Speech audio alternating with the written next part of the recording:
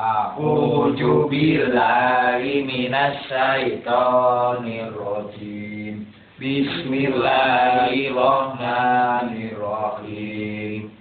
Innal ladzina ja'u bil ifki usbatu minkum la tasabuhu sarolakum bal huwa khairul lakum likulli minhum ma tasaba minal ism walladzina walla kibrahu minhum lahu adzabun adzim. Ayat 11. Innal ladzina ja'u, sesungguhnya orang-orang yang mereka datang bil ifk, dengan berita bohong soal Aisyah, usbah adalah segolongan minkum dari kalian.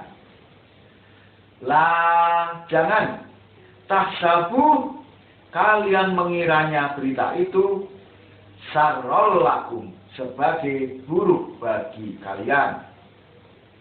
Balhu, tetapi ia, maksudnya berita itu, khairul lakum, adalah baik bagi kalian. Likulli, bagi tiap-tiap imri'in, orang, minhum, dari mereka, ma, apa, balasan yang aktasaba, dia kerjakan, minal ism, dari dosa. Walladhi, dan siapa yang tawalla, dia menanggung, membawa, kibrah, paling besar dosa, minhum, dari mereka, Abdullah bin Ubay bin Salul, lahu, baginya, adabun, azab siksa, alim, yang besar di neraka. 11, Mas Rama. Sesungguhnya orang yang membawa berita bohong itu adalah dari golongan kamu juga. Janganlah kamu mengira berita itu buruk bagi kamu, bukan, bahkan itu baik bagi kamu. Setiap orang yang dari mereka mendapat balasan dari dosa yang diperbuatnya, dan barang siapa di antara mereka yang mengambil bagian terbesar dari dosa yang diperbuatnya, dia mendapat ajab yang besar pula. 560. Ini 560. Ini cerita bohong. Oh, ini maksudnya cerita bohong. Halaman 353 ini. 353.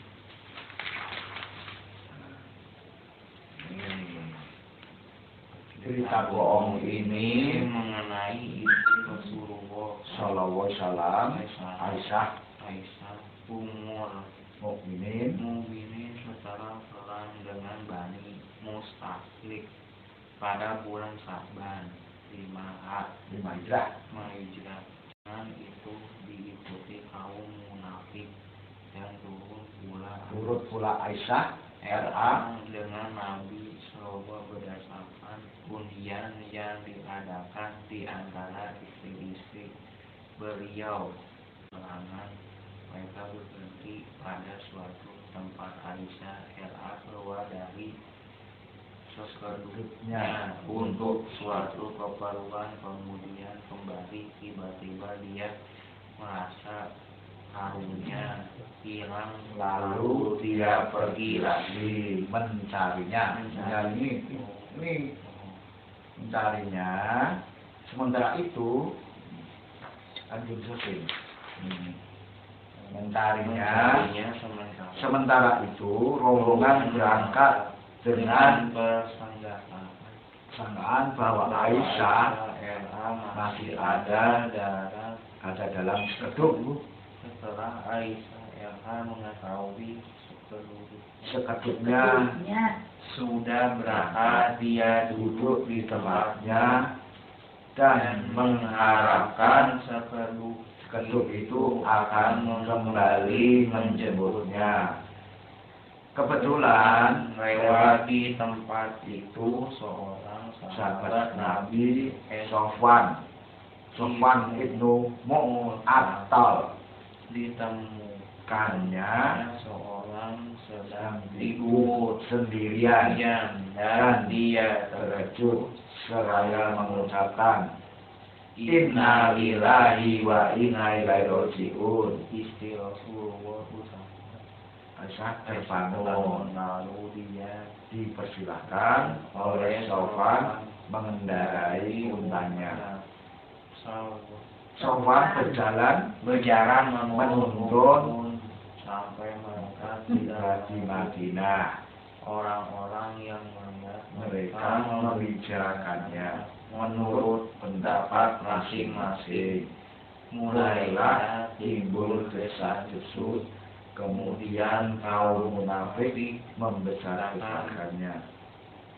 Maka fitnah atas Aisyah itu pun bertambah luas sehingga menimbulkan kerugian di kaum muslimin. Nah, jadi ini pada waktu perang itu tadi, itu Aisyah kehilangan kalungnya, terus akhirnya menghilang dari rombongan.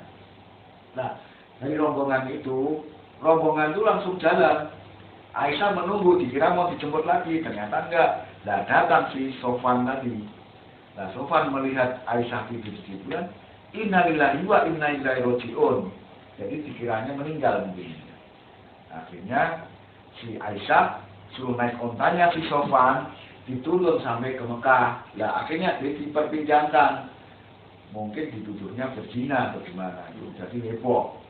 Banyak berita hoax. Nah, akhirnya di situ sampai Nabi Muhammad dengan Aisyah itu diam-diaman itu bicara jam sampai turun wahyu kepada Nabi Muhammad. Jadi Aisyah kembali ke orang tuanya, itu cerita berikutnya.